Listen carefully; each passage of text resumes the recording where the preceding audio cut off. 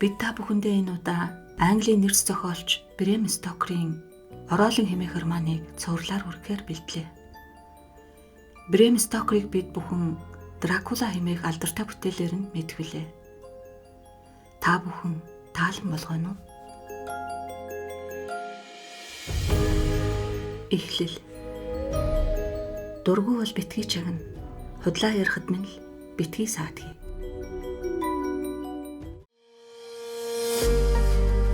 Өмнө орой тосгоны зочид буудлын их танхимыг баяр өслийн байдлаар засаж анслан нүд галбитал гэрэлтүүлж тэнд баахан баян тарган ус цуглжээ.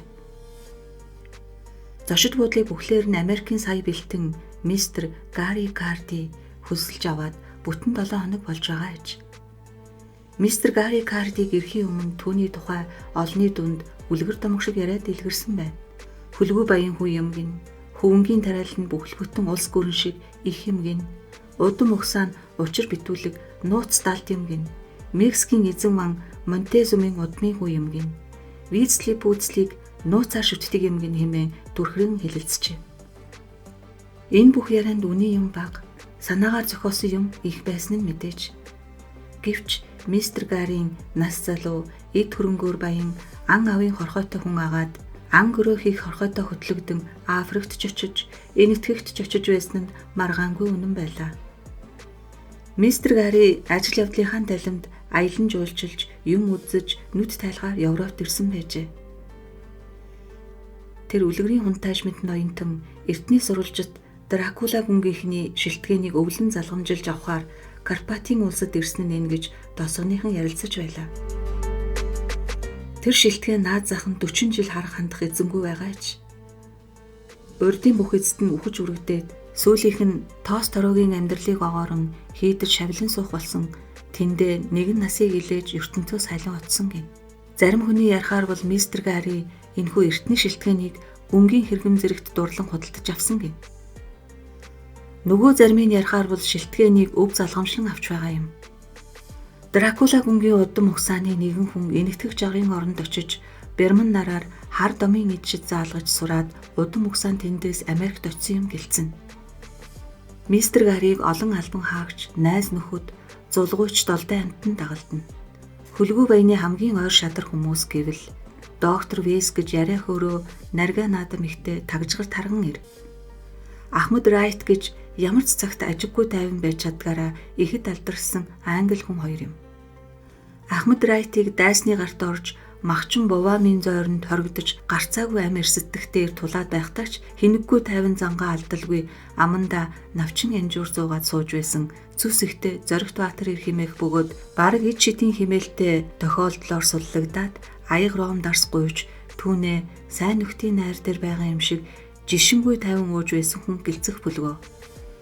Энэхүү төө зайгүй гурван найзаас гадна Джеймс Ват гэж Америк төрж өссөн боловч цог золбоотой Франц хүний цус орсон байж таарах залуу бий. Джеймс Ват бол альва юмны учрыг олж уг ёзоорт нь хүрхийг ирмэлцэн нүдэндээ өрцөн юм бүхнээ гараар барьж үзэх гэдэг зантай шажигнсан залуу. Жагрын орны нэгэн шүтээний цээжин дээрх алтан лимфа цэцгийг гараар барьж үзэх гээд золтой л гаргүй болох шахсан гин. Гарыг нь могоо мэт ороосон улаан ирийн сорив одоо ч гэсэн тов тодхон харагдана. Тэр улаан ирийн сорив нь хинээтэй шүтлэгтний ташуурын үлмөр аж. Джеймсийг сүрхий ажигч гарахаа шинжээч сонжооч зантай болохоор нь доктор Вэйс түүнд Шерлок Холмс нэр өгчээ. Дараа нь Дамл Смит, Гарийн хувийн хя Сабо, доктор Вэйсийн зарц бөгөөд туслах аюул осол ихтэй ан гөрөө хийхт их хэрэг болдог эмийн зүйл болтын хэрэглэгт хүнийг эрхлэн хариуцдаг Жо тогооч зарснаар бий. Бусад ажилтныг нутгийнхнаас хөсөлж аваад явахтаа халдаг байна. Хүлгүй баяны найз бараа бологчт нь бас түүний сууж байгаа газрын аясаар өөрчлөгдөнө. Одоо бол мистер Гарриг ан гөрөөний хорхойтой залуучууд юм уу ерөөсөө үн өртөггүй хоолнд дуртай хүмүүс хошуурн дагалдах болжээ. Дамл Смит нь эзнийхээ зочдыг зугаацуулж чаддаг самбаатай ир гэдгийг үнэн мөнөөр нь хэлэх хэрэгтэй. Одоо бол ол замгтай ан ээлж дараалж оройдоо тансаг баян зоог барьж шилдэг сайн дарс цөгөндөг байлаа. Хоолны дараа арх уусан хүмүүсийн ам халж бөөн яриа хөөрөө өрнөн. Эхлээд хурдан морь сайхан хүүхний тухай ярилцаж байснаа анчид уул даваа алсан одох тусан ан гөрөөний тухай ярианд орж Америкийн ой мод энэтхэгийн балар ширэнгэд болсон адал сони явдлын тухай хөөрнөлдөнө. Гэрийн эзэн өнөөдөр юм уншуул чагнах шин зугаа шилж авчээ. Мистер Гарри саявтар хэрэгтэй бичих заасаа янзлуулахын тулд хамгийн гол нь нутгийн сүмийн архиваас Дракула гүнгийн удмынхны хэн нэгний нас орсон юм уу оршуулсан тухай баримтчийг олуулахын тулд номын сангийн мэргэжилтэн Карл Иванович Шмидт гэдэг өвгөнийг ажилд авсан байна. Номын санч өвгөн өдөр нь юу олсноо орой болгон мистер Гарри тайлагнадаг байв. Карл Иванович өвгөн өнөөдөр сүмийн архиваас олсон бичиг баримт буюу нарийн дагуул тэмдэглэлийг эзэндээ авчирч өгчээ. Тэр тэмдэглэл мистер Гаррид сонин сайхан санагдсан учраас оройн хоолны дараа дуудан уншиж зочдыг зугаална уу гэж Карл Ивановичийг гуйсан байжээ. Тэргүүн хэсэг. Багшийн тэмдэглэл. 1. Тэр шөнөөс хойш нутгийнхны дотроос түүний барааг харсан хүн байхгүй. Энэ юу вэ? Санамсаргүй тохиолдол уу? Эсвэл бас нэг хүний амь хохирсон энэ үү? Би хүний амь хохирох гэлээ. Гэтэл чухам юунаас болж амь хохирсон байх вэ? 2. Би энэ дэвтгийг гартаа барилгүй хагасчил боллоо. Юм бүхэн амар тайван байв. Олон санамсаргүй тохиолдлын хооронд холбоо авилдаа би. Энд нэг муу ёрын юм шүглсэн бололтой гэж ажиг сэжигс төрөөд энэхүү гай гамшигын түүх намтрыг хөтлөн бичиж байтал сэжиг таамаг минь арилв. Би ийм мухар сүсэгт автсандаа бүр ичиж байна. Тэгтэл өчигдөр дахин эргэлзэх сэтгэл төрөв. Анчин генерих алга болжээ. Генерих бол тосгоны бүх бүсгүйчүүдийн нууцгайхан хүсэж мөрөөдөж байдаг залуу. Цаг үргэлж хөгжил баясгалтай явдаг сайхан залуу ир. Тэргүүн зэргийн бүжигчин хамгийн зоригтой харах уу? Генерхийг юунаас ч айдгүй, чөтгөрөөс ч айдгүй. Харин манай тосгоныг өршөөл ивэлдэ багтаасан их дагныг сүслэн биширч их дагны хөрөг бүхий ногоон осортой сахиус хүзүүндээ зүүж явдаг гэлцэн. Генерх баасан гаргийн өглөө анд явхдаа сүмд орой мөргөл болох үеэр эргэж ирнэ гэж амласан байна. Генерхийн дүү бүсгүй Мария ахтай гай түүтгэр учирсан юм биш үү гэж сэтгэл нь их зовж байна. Мария манай галтгооны өрөөнд ирж аврал ирж уйлан хайлав. Лав гараг болж байхад генерх алга түүнийг нэгэнд ам өргөцсөн гэдэг цууг тосгоноор тарж цогцсыг нь шуламсын хөндийгөөс дэрх хэрэгтэй гэлцэж байна. Генерх яах гэж тийшээ очисон байх вэ? Дархан Михаилийг шуламсын хөндийгөөс олсон нь үний юм гэхэд согтуу явсан юм билээ тэр. Генерх бол арх уудгүй ан гөрөө хийдэг газар нь ч олны хөлийн замаас хол ууланд байдаг. Энд хідэн хуудас тастаа тажчихсан бололтой байна гэж номын санч өвгөн өгүүлээд нүднийхээ шилийг духан дээрээ тавив. Мистер Гарри баярлан дуалдаж яасан сайн юм бэ? Одоо завсарлаж бүгдээр нэг аяг дар сууцгаая. Хөөе Сабо. Энэ далимд хэлэхэд маргааш бид Агнуурын байшин тоноглоо шүү ноёдоо. Агнуурын байшин тэр шуламсын хөндийн наад талын гүвэн дээр байдаг юм билээ. Ингээд Ахмад Райтад Баатар зоргоо харуулах аятайхан боломж таарах нь байна гэсэнд би учрыг нь сайн олоогүй л байна шүү гэж Райт амандаа бөвтнөв. Шуламсын гарт ороод учрыг нь ойлгоно. Тэр алдартай шуламсын хөндий гэдэг чинь юу юм бэ? Хэлээд өгөөч тамин гэсэнд зочдын дотроос нутгийн нэгэн хүн ярианд оролцож шуламсын хөндий гэж нэг газар бий. Тэнд муу юм оргонсон газар шулмас ааших нар аимшигт найр надмаа хийдэг гэлцдэг юм билээ. Хойд нас сүнс сүлдээ боддог хүн тийшээ зөвлөх хэрэггүй гинлээ гихтэн Гарри өлгөн авч. За эрхэм анд найз нар минь. Шуламсын хөндий гэдэг бол дээр нь манай шилтгэн байгаа хатан зохионы бэлд байгаа үзэсгэлэнтэй сайхан баг шиг хөндий. Хатан зохион их огцон болохоор шуламсын хөндийгөөс шууд шилтгэнд очихаар байхгүй. Нөгөө талаас нь бол ой модтой уул нуруу залгасан байгаа. Шуламсын хөндийн нэг захад манай Агнуурын байшин бий. Нөгөө захын дэрэгдүр хүсгийн зам гарсан байдаг. Хөндийн ёроол баг шиг нуур бий.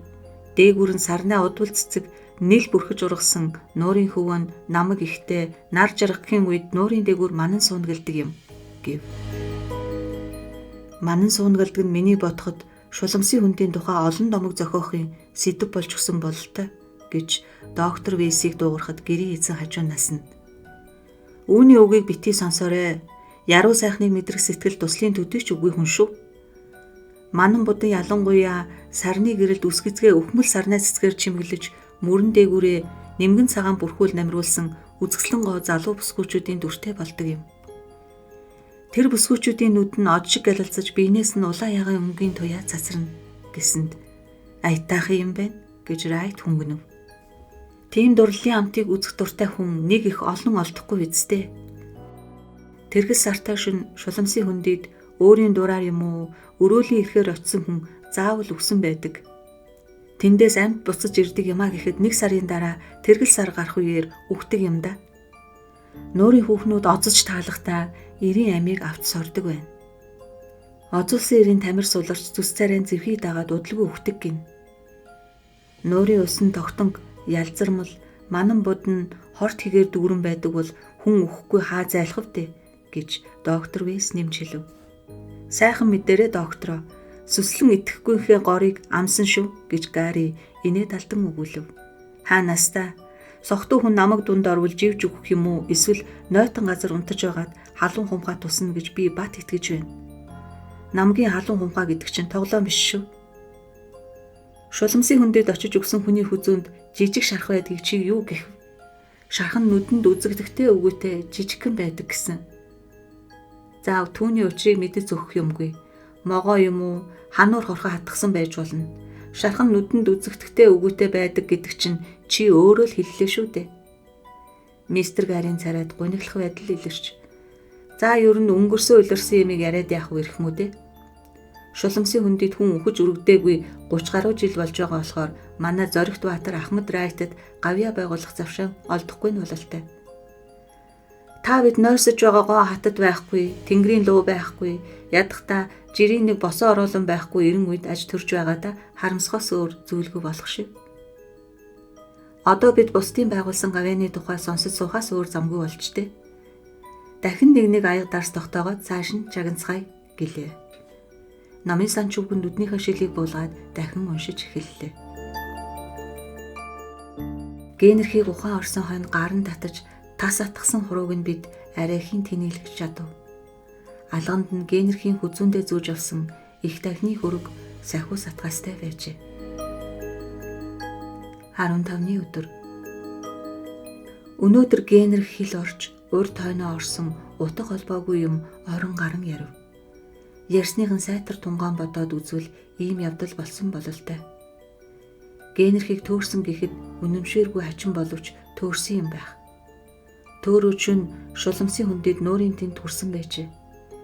Альва үтэл бэртгчин хүний нэгэн адил нуураас айх сэтгэл төрж тэндээс зүхтэн зайлах санаатай манан будан үл хүрэх байц садан давран гарч тэндээ унтахаар шийджээ. Долооны бутны дэрэгдэх чулуун дээр сандaalж үнэн сүсгт католик шашинтны хувьд Аве Мария залбирал уншин бодлого болон суужээ. Тэнгэрт тэргэл сар мэлтийж нуурын дээгүүр манан суунаглан дундуур нь сарны мөнгөн туяа сүвлэн нэвтэрч долооны цэцгнээс жигтэй хачин мөнөр анхлан байж гин. Толгой руу нэвт татгаад орж ирсэн юм шиг байсан гэж Генерх ярьж байв. Их халуун байжээ. Биеийн тавирч урд үзэгдээгүй таатай сайхан болоод ирсэн гин. Генет салхи ширүүлсэн долоогны бут найгаж нэг мөчр нь Генерхийн жижиг зохиж тэрхэн мөчөд долоогны цагаан цэцэг дээрээс нь багсран унаж иржээ. Намайг цагаан бүтээлгээр ороогоод авах шиг болсон гэж өөрөө ярьж байв. Сарны гэрэл бүдгэрч өнөөх бүтээлг нь гэрэлтэн ногоовтор нүдтэй, улаан ягаан уруултай өгүүшиг үзэсгэлэнгоо хүүхний цайвар царай тодхон үзэгджээ. Хүүхний үзэсгэлэн царай улам ойртон би нүд салгаж чадахгүй ширтэж байлаа. Залбирал уншчих гэсэн чинь үг нь аман дэвлэж өгөхгүй хутгалдаад байсан.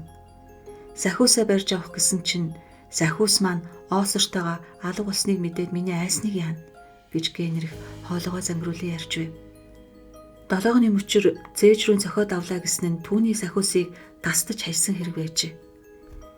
Тэгж байснаа тэр хүүхний уруул миний уруулд наалдаж, орчин тойрны юм бүхэн найгаж, ганхаж, эргэж хөрвөөд би ухаан алдсан гэж Генерх нэмж хэлв. хүзүү нь ихэд өвтгөд эмзэглэн сэрж ухаан орсон гин. Нүдээ нээж завдаагүй байтал шинхэн цусны тарих мансуурам ихэнх үнэр хамар нармаар үн ханхийжээ. Тэр дорхноо миний толгой дахин эргэж би унаад өгсөн. Генерх ойчхдоо гарт дайралцсан нэг юмыг тас атгаж цааш юу болсныг огт санахгүй байгаач. Генерх бол их дагн өөрөө тэнгэрээс буу ирж цус сорогч ороолонгийн хорлолоос аварсан гэж сүслэн итгэж байна. Их дагны гэгэн дүрийн эргэн тойрон туяа татаж ялагдан дийлдсэндээ хорсон тачаасан аашиг шуламсын агдагнан хөхөрхийг сонссон гэж Генерх батлан өгүүлж байна. Генерхийн ойрчхтаа атгаж авсан зүйл нь түүний эрхэм нандин сахиус байжлээ. 16-ны өдөр. Тосгоны багш соёл гэгэрлийн төлөөлөгч хүн би босоо ороолон энэ төрд итгэх ёсгүй. Генерхийн намтрыг тайван эргцүүлэн бодвоос учрыг ойлгож зөвхөх юм алга. Генерх төрсөн байна. Бэм гаргийн шин тас харанхуй байсан. Генерх шуламсын хүндэд очсноо мэдээд манай тосгоны альва тариачдын адил сүнс зайлтал айгаад айсандаа очроо олохыг болж хүндийг даруй огтлон тосгондоо ирэхийн оронд уулууд угсахсэн байна. Хүндийг хөндлөн гарахад нуурын дэрэгдүр өнгөх ёстой байсан бөгөөд тгийг ихэд зүрх нь хүрсэнгүй. Чулуун дээр очиж сандаалаад зүрэмлэх зур элдв дэмий юм зүүдэлсэн байж л дээ. Нойрон дундаа чулуун мөргөж унаад ухаан алдсан байна. Ийм л байж таараа. Харин яагаад тэнхээ тамир нь муу байна вэ? Цус их алдснаас хүний тамир тэнхээ ингэж мууддаг гэж баг юмшилж байна. Генерхийн бич шархсаар үгүй болохоор халуун төөрч бас сэтгэл их хөдөлснөөс хамраас нь цус гарсан болов. Цамцны нэнгэр цусан толб байсан гэж бага юмж таамаглаж байна. Гагцхүү цамцны ингэрийн цусыг үзэхэд цусныг их гараагүй баймар атал иймхэн шалгүй юмнаас олж эрүүл чирэг нас залуу Генерхийн тэнхээ тамир ингэтлээ мууцныг бага юмж гайхаж байна. 17-ны өдөр. Өнөөдөр би шуламсын үндэд очиж Генерхийн унтсан газрыг олж үзлээ. Олоход түүг байсангүй. Хад төшүүлж тавьсан буун тэр чигтээ малгаан мөн тэнд байж байв. Би чулуун дээр сандаал суугаад салхи огцон хүн үлээхэд долоогны мөчөрт тонгоон өргөсөн Генерхийн сахиусыг оосортой тастан хайж мөн хүзүүг нь хатгасныг тов тодхон ойлгов. Далим тэлхэд сахиусны оосор нь хажуугийн мөчрөөс өмжиж байв. Чулууны яроолыг нягтлан үзэж Генерхийн өвдөг гарын мөрийг олов. Генерх ойчхдоо санамсаргүй тохиолдлоор тасарч унсан сахиусныхаа дээрээс даран атгаж авсан байна. Хамраас нь гойжсон цус хаан шингэсний шинж тэмдгийг олсон бол бүх учир байдал тодорхой болохгүй. Даанч цус гойжсон шинж тэмдэг мэдэгдсэнгүй. Эргэн тойрон нам гүн байлаа. Би харж явахдаа замдаа хөлийн дор удвал цэцэг эвдэж байхыг үзв. Хаанаас гарч ирсэн цэцэг вэ? Жаахан гундсан ч гэсэн үзэсгэлэнтэй сайхан хэвээр байна. Генерх нуурын тэнд очсон цэцэг тастаж авснаа яриагүй юмсан. Би тэр цэцгийг авч гэртээ авчирлаа. Аяхтаа усан тийгээд ширээн дээр тавьчихсан нь одоо миний өмнө байж байна. Ямар сайхан цэцэг вэ? Гунцны үлмөр нь ор мөргүй арилж тунгалаг цагаан дэлбэн амьсгалж байгаа юм шиг цэвцээнд бэмбэлцээд дотор нь эрдний чулуу гэмээр юм уу? Үгүй, хонгор хөөрхөн мэлмий гэмээр усан тусал бүнжигнэж байна. Юу гээ чинь анхлын сайхан үнэр вэ? Уг нь өхмөл сарнаа нэгэн зүйл удвал цэцэг үнэргүй байдгсан. Ухаанд ургасан хоосон сэрэл юм да. Унтах боллоо. Тэнгэрийн авралаар босоо оруулан гихчийн явдал ингээд зүйл дуусав байна. Учрыг олж зөхөх юмгүй жирийн нэг зүйл байжээ. 21-ний өдөр. 3 хоног үзэг цаас нийлүүлсэнгүй. Миний ухаан санаанд ёстой нэг балаа юм болж байна гэж. Генерхийн бүхий л адал явдлыг 55-таа эргэцүүлэн бодоод миний санаа амарч унтахаар хэвцсэн юм. Тэр дорхноо унтаад өгсөн бол л та. Хэдий хэрийн хугацаа өнгөрсний бүү мэд харин би унтаагүй байх шиг санагдаад. Өрөөгөр минь мөнгөлөг цагаан гэрэл дүүрч мяралзанхан, гялбалзанхан байна. Сарны хүйтэн гэрлүү гэтэл биш. Хүний хүслийг бадруулж сэтгэлийг гжигдэх хувцастай туяа байх юм. Хаанаас юм туяа татаад байна вэ? Энэ туяа миний өрөөнд үүссэн лавтай. Мэрэлцэн долгио болохыг нь дагуулan харж миний бичгийн ширээний тэндээс туяа засарж байгааг мэдлээ. Харсан нь удвал цэцэг аяхтай усанд хий хөвхөө нэгэнд болоод өндөр гойлог ишин дээр гунхалзаж байснаа цэцгийн ишин Хүүхэн хүний гол шиг сайхан бие зогцос болон хувирч цэцгийн оронд хөөрхөн толгой бүндэж байна. Цонхор цагаан царайтай, уйтгарлангүй том нүдтэй, улаавтар ягаан уруултай агаад алтан шар үснэ зээж рүүгээ үзэсгэлэнтэй сайхан долгиолон сул асгарчээ. Хүүхний бие алгуурхан гунхалцаж, гунхах хүртээ улам томорсоор хэвийн бие зогцостой хүүхний байдалд орж гагцхүү мөнгөлөг утсаар нэгсэн юм шиг сэмхий тунгалаг харагдах аж. Хүүхнийг ширээний дэрэгдээс наашлахад анхлан сайхан үнэр тийм ихийн тэмдэггүй иргшиглэнт сонин аялгүй өрөөгөөр минь дүүрв. Яаж ч хөдөлж явж байгааг нь онож харсангүй. Агаар дунд хөвөн нисэж байна уу гэмээр. Улам ойрцоор бүр орны минь дэргэд ирж гунхалцанхан чихэнд минь нэг юм шивнэхэд чухам юу хэлж байгааг нь ялган сонсож чадсангүй. Хүүхнийг миний дээрээс тонгойж чээжин дээр минь дарж унахаар завдах үед хамаг бие хүйт оргин айсанда хүч тэнхээ орж муухай чарлан тэр хий үзэгдлийг түлхлээ. Пижигнэт түжигнэх чимээ гарч шил хагаран хангинав. Айд жидсан мина өрөөнд гүн орж ирээ төдөлгүй. Зүуд нойрондоо орилж ширийн дээр байсан шилэн сав унан хагалсан байна. 2 жилийн өмнө авсан шинэхэн сав шүү дээ гэж үгэлхийг нь сонсов. Ингээд энэ маань зүуд байжээ. Итгэж ядан бичгийн ширээ өд хяламхын харвал хөөрхийн муудвал цэцэг авахын танавгүй гундаж байна. Ердөөл зүуд байж шүү дээ. Инээдэмтэй бөгөөд ичгэвтер юм болж байна. 22-ны өдөр. Өдөр нь хэвийн байдлаар өнгөрөв. Орой тишээ удал цэцэг маань сэргэж эхлэх шиг санагдлаа. Орондоо орж хөвтөөд ном уншиж байхдаа цэцгийн зүг үе өөрөө ирэхгүй хараачилж байлаа.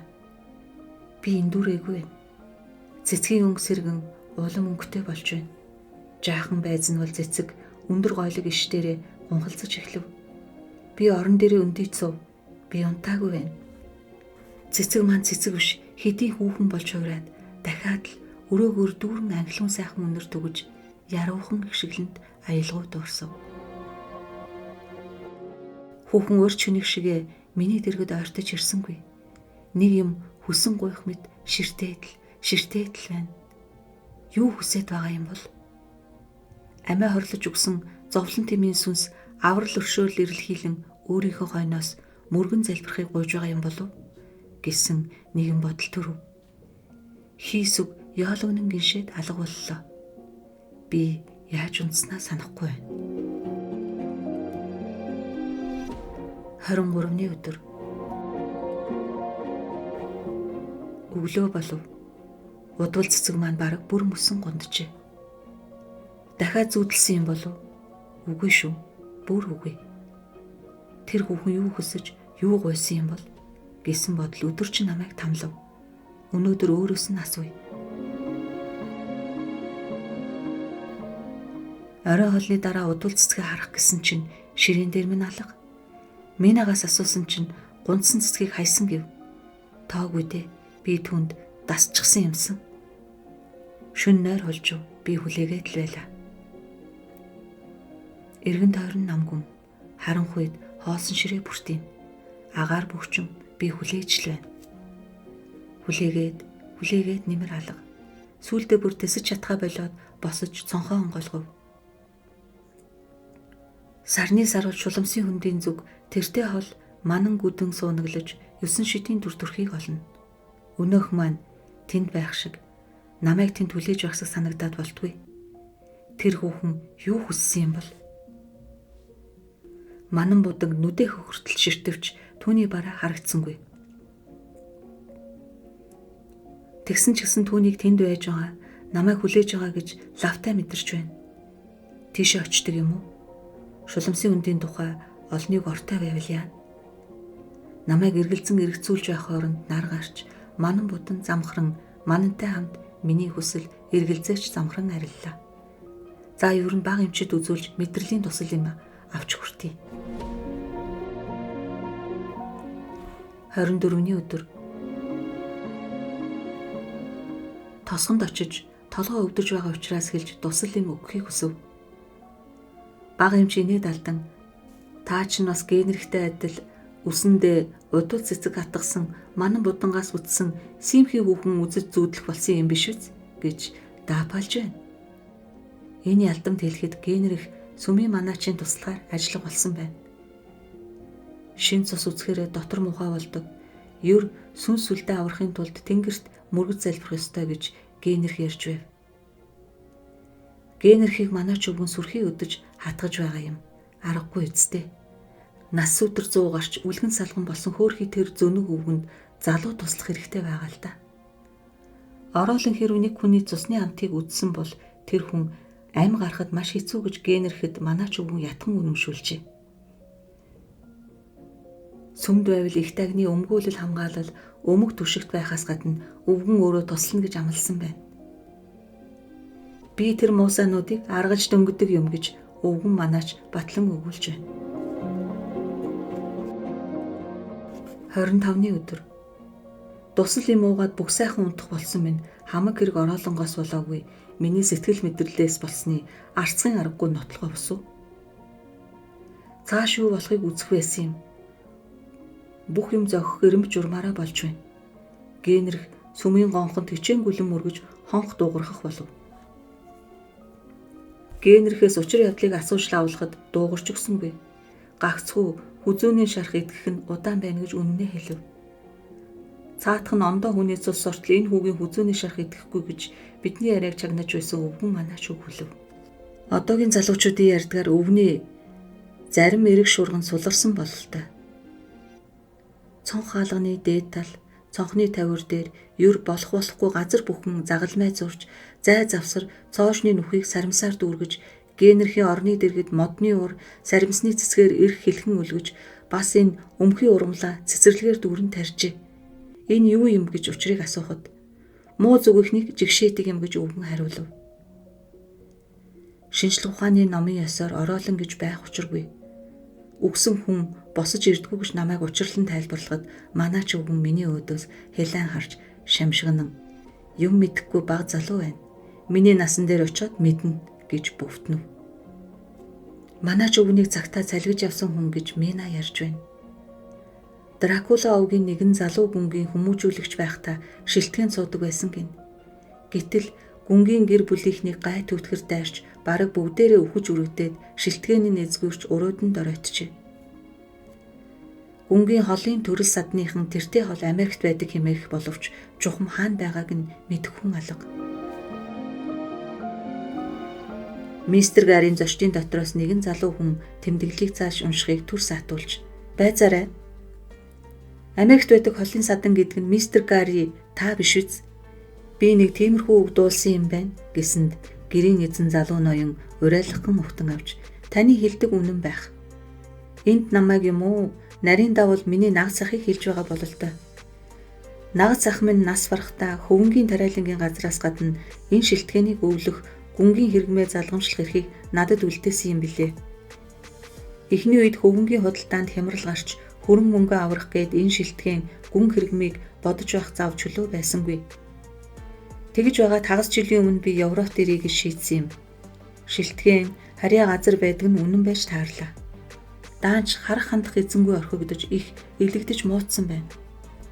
Шилтгэн гэдэг нь балгас юм шиг харагдана үлээ. Би очиж үзээгүй байгаа. Ядахтаа элен зөвгийг оршуулсан бичиг эсвэл түүний бууш байгаа газрыг заасан бичиг баримт дутаад шилтгэнийг эзэмшилтэй авч болохгүй байна.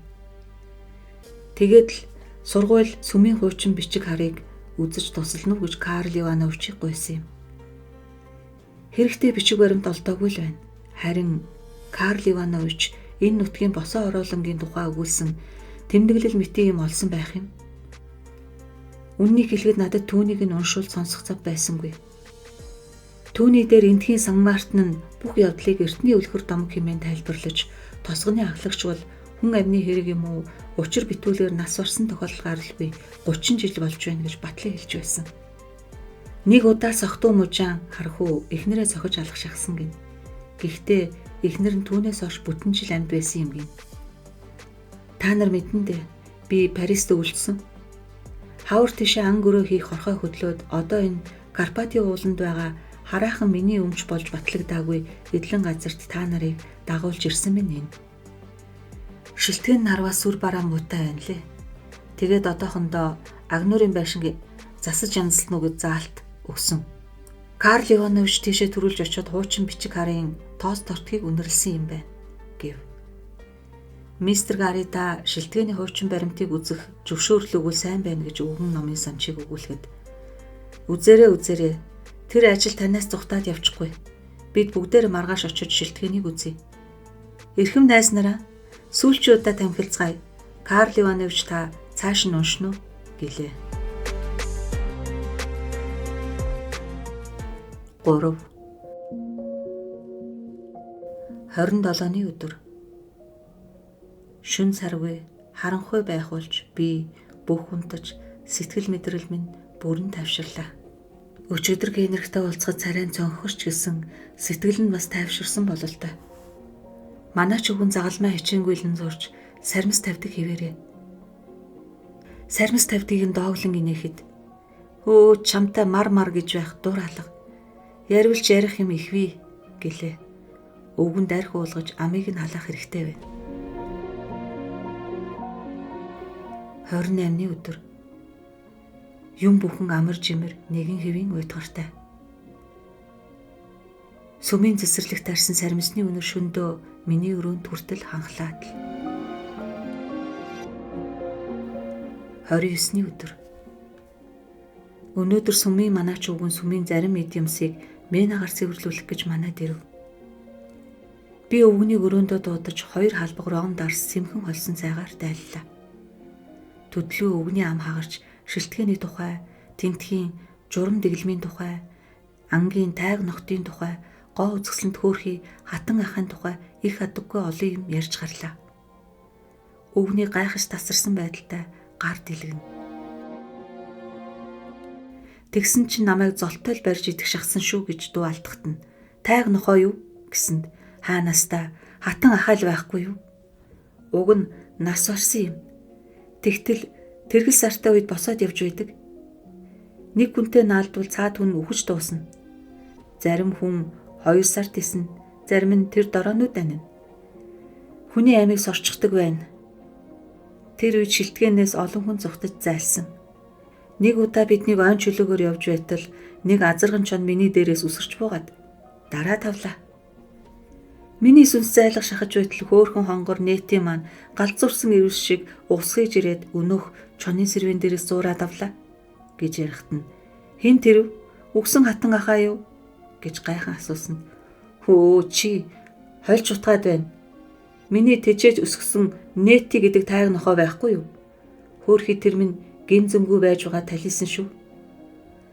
Залуу хатан ахайг могой татгуулдаг тэр шин өгсөн. Тим нэг ногоон нүдтэй амтан байдгийг мэдхүү гэв. Өвгөний яриа цаашлах тусам улам хутгалдан урд хойноо ороо сүулдэ нэти гэдэг тайг нохойн тухай юу, хатан ахайн тухай юу, эсвэл могоон тухай юу, юун тухай ярьж байгаа, хэн нь хэнийг хатгсан, хэн нь ногоон нүдтэйг ялгаж ухаахын талгүй болоод ирэв. Би түүнийг хуучин худагч живүүлж алсан гэж өвгөн манаач омог бардам өгүүлээд яриагаа өндөрлөв. Өвгөнийг харихаар босоход би 20 саатуулсангүй. Хаалганы тэнд очиод эргэж харж инээмсэглэн "За яаж вэ? Тусуулж байна уу?" гэж асуулаа. 5-ны өдөр. Тэргэл сартай үе эхэлж сэтгэл хий уйтгарлан нэгэн учир битүүлэг хүсэл зээш давчдуулан эргэн тойрон хоосон хүндий. Тэр юу хүсэж юу гуйсан юм бол? Шүн болгон би өөрөө ирэхгүй чимээ чагнаж түүнийг хүлээх юм. Чимээ аниргүй. Өрөөгөр минь дүүрэн саримсны зөвүүн муухай өнөр. Цон хонгойлгож салхиор усан ч дээрдэх юм алга. Би юу хүлээн юм бэ? Зүуд зүнү хий үзэгдлөө. Өдрийн цагаар сэтгэл минь тайван талбун байснаа шүн болохоор л сэтгэл өмөрч цээж давчтан байд суух газраа олохыг байлаа. Нэг тийшээ явмаар нэг юм хиймээр санагдах боловч чухам хаашаа явах, юу хийхээ мэдэхгүй. Хий бохиндох юм. Бүр тэсхийн аргагүй болж байна. Маргааш авч удвал цэцэг авчиръя. 6-ны өдөр. Энэ нэгэн өдрийг тэсэн ядан өнгөрөөгөөд орой тишээ тосгоноос гарч шулмсын хөндөд нуурын дэргэд очиж нэгэн сайхан удвал цэцэг тастаж авахдаа өвдөгцөө намаг чигдэв. Хүний юм хулгай хийсэн мэт цэцгээ авчирч өрөөндөө тавив. Ширээний дэргэд суугаад хүлээгээд л байсан чинь юу ч байдгүй. Хажуулгаас та. Шүн унтаж чадахгүй хүлээгээд л байсан чинь юу ч байдгүй. Удвал цэцэг үл хөдлөн гагцхүү өрөөгөр дүүрэн саримсны үнэр. Одоо яах вэ? Яавал түүнийг буцааж ирүүлэх вэ? Тэр маань инлэн зовж байгааг сэтгэлийн зөнгөөр мэдэрч байна. Яах учраа олохгүй байна. 11-ний өдөр. Нуур дээр хідэнтэй очисон боловч хөлөө норгож гутлаа шавар шавхаа болгосноос өөр тус болсонгүй. Уйтгар гуниг минь улам ихсээд тэр маань хий үзэгдэл хоосон сүг биш миний хүслэн тонгор байд шүү дээ. 13-ний өдөр. Барааг нь харахаараа л үсээ өргөлөж шүдээ ярзаалган архирдаг байлаа. Хатан ахайн бие чилээрхдэг тэр шөнө бол нэтийг харахаас аймаар байсан. 13-ний өдөр. Генерхтэр очиход манаач үгэн залтайхан инээмсэглэн байна. Нэтийн нэртэй тайга нохооныхын тухай лавлаж асуухад гүнгийнх олон сайн амч тайга нохоотой байсан. Нэтий бол хатан ахайн хөлийн дэргэд хэвтэж байдаг эрх ямтай хатны хамгийн хайртай нохой байсан юм гэж нэлээд дэлгэрэнгүй тайлбарлан ярив. Нэтийг минь хөгшин Америк тэрэн нухснаас айлахгүй. Нэтийг тэр Америк тэрэнг анх харсан өдрөөс эхлээд нэг нүдэрээ ч үздэггүй байсан юм. Үнрээр нь таньсан байх. Барааг нь харангуйтаа үсээ өрвөөлгөн шүдээ ярзаалган архирдаг байлаа. Хатан ахайн бие чилээрхдэг тэр шөнө бол нэтийг харахаас аймаар байсан. Намайг хатан ахайн өрөөнд гүйж ороход нэтийн сэрвэний ус босож амнаас нь хөөс сахран шүдэн хавчигнаж хамаг биеийн чичрэн нүд нь галзуу юм шиг гялалзаж байсан. Тэгэхэд нохойтой ноцолдож байх зав байгаагүй. Сарвчид тагтын хаалгыг онгойлгосноо сайн санаж байна. Нийтий галзуу юм шиг өгсгийж гараад хуучин дугны тэрлүү далд орсон. Түүнээс хойш дахиж үзэгдээгүй. Нэтийг могоо хатгсан юм болов? Та юу гэж бодож байна гэж намайг асуухад үгүй. Хатан ахайл могоо татгуулсан юм гэв. Шилтгэнд хаанаас могоо орж ирдэг байна уу гэж гайхан асуусанд хөгшин Америк тэрэнгийн авчирсан хайрцаг дотроос гэв. Намайг явах үед манай чүгэн надаас шүн нойр ямар байгаа, нуур тийш очихоо болсон эсхийг асуув. Намайг нуурын тэнд очдог гэж танд хэн хэлв гэсэнд гутал чинь арчаад арилмааргүй нэл лаг шавар. Ногоон замаг болсон байна лээ. Өөр хаан тийм болох вэ? Зүгээр 50 унтах болно гэж өвгөн хэлээд инээд алдав. Гэртээ ирээд миний нуур дээр очдог эсхийг манаач үгүй юунд сонирхов? Намайг 50 унтна гэж бат итгэж байгаагийн учир юу вэ гэж эргэцүүлэн бодлоо. Үүнийг эргэцүүлэн бодож өрөөнд дотор холгож байхдаа цонхны хөшгийг санамсаргүй хөдлөсөнд цаанаас нь нэг юм мултарч шал дээр унав. Аваад үзсэн чинь юу байсан гэж? Саримсны хатсан цэцэг. Хумсаар нь хэлгсэн ирэх байж байна. Сүмийн цэцэрлэгээс зөвүүн муухай үнээр хангалаад байна гэж бодсон чинь эндээс хангалаад байд шүү. Үүнийг солиотой өвгөн манаач авчирч тавьснаас цайлахгүй. Энд дахиад тасалдсан байна гэж өвгөн номын санчийг өгүүлгээд яасан сайн юм бэ, унтах цаг боллоо. Манай зочдын тэн хангасан нь үргэлж Ахмад Райт бүр хорхирч байна. Тавтай сайхан нойрцгойч сайхан зүүдлээрээ гэж гэрээ эзэн өгүүлв. Өдөр нь ам гөрөө хийж алжаасан хүмүүс амархын төс болж досгоны зочдуудлыг өрөөгөөр дуртаяа таран одцгоо. Эрхэм ноёдоо, өөр чин та нарын хиндээр чин энтхийн нөгөө хүүхнүүдээс ирв. Хиндээр ч ирсэнгүй юу гэж өглөөний цайн дээр эзэн ноёныг наргаантай асуухад над дээр ирсэн гэж 16 настай бараг хүүхдээр байгаа бие султай хэрхүү барийн залуу хүү ичингүрэн өгүүлв. Чухам юу болсон бэ яриач дээ гэж талаас нь шалгав. Тэр бүсгүй ирээд хаалга онгойлгож өгөөч гэж гуйсан. Энтхийн нэг өрөөнд хориотой удаан зовж байгаа юм гин. Намайг өөрийн ам сахих баатар болгоё гэсэн гэж хөвгүний царай улсхийн ярив. Хаана байгаа аль хаалгав гэж мистер Гариг асуухад бүү мэд эрэх түн гэж тэр хэлсэн. Үсээ задгаа тавьж удвал цэцэг барьсан хүүхэн байгаа үсттэй гэж докторыг инээд алдан асуухад Үгүй шүү. Би сайн харж авсан. Мянган дотроос андахгүй тань нь хар үстэй, өтгөн хар үсээ яст мэлхийн хуйгаар хийсэн том сам хатгаж ар шилэн дээрээ тогтоосон байна лээ гэж хүүгүн хариулв. Хий юм харагдаж л тээ гэж доктор Вэс уцаарлан дууграв. Унаа морд бэлэн гэж зарс айлтгалаа. Бүгдээрээ буу зэвсэг, ууд богц, сумын дайз руугаа үсгээлдэж энэ дэлхийн бүх авгай хүүхэн босоо ороолон мартаж өргөх нь тэр. Ангийн хорхой гэж энэ. 5. Оройн анчид дахин зовлов. Ан гөрөө ол замөгтэй болсон учраас хүн бүхний хэмэр сэргэж өөр хөгжөөнтэй байлаа. Сайхан хоол идэж 2-1 аяг дарс тогтоосны дараа ан агнуурын адал явдлаас эхэлсэн яриа ахиад ад зэтгэр босоо ороолонгийн тухай ярианд шилжиж номын санч үгнийг дуудуулан багшийн тэмдэглэлийн үргэлжлийг олсон эсхийг асууж лавлав. Олж амжаагүй ноёдоо. Сүмийнхэн их дагны дүүцэн баярт бэлтгэх гээд сүмийн агуулга архив нь хаалттай байна. Хэрэв мистер Гарийг зөвшөөрвөл өнөөдөр агнуурын байшингаас олсон загтлыг уншиж болох байна. Даамал бид агнуурын байшинд очиж үзслээ. Байшинг өнөө оройдоо бэлтгэж амжсангүй. Харах хандах эзэнгүй удаж их замбраагүй болсон байна. Маргааш орой гэхэд агнуурын байшингийн хоолны танхим хідэн унтлагын өрөөг л бэлтгэж амжих байх гэж номын санч ирэв. Даамал Смит унтлагын нэгэн өрөөг янзалж байгаад бөөн захиа олж надад өгсөн юм. Уншиж үзэхэд энэ загтлууд багшийн тэмдэглэлтэй холбоотой юм шиг санагдлаа. Эрхэм ноёдыг болгоовол би уншия гэж Карл Иванович санал болгов. Уншаарай. Нэг найзаас нөгөө найздаа бичсэн захиа бололтой. Тэмдэглэлийг үзэж байхад Италийн Венец хотоос илгээсэн юм шиг байна гэж Карл Иванович хэллээ.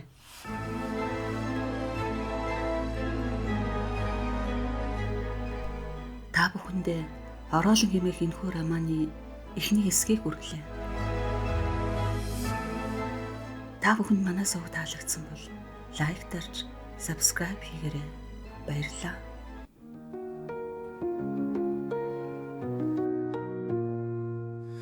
Walking down a lonely road, winds of change have caught my soul. Silent whispers, shadows grow in the dark.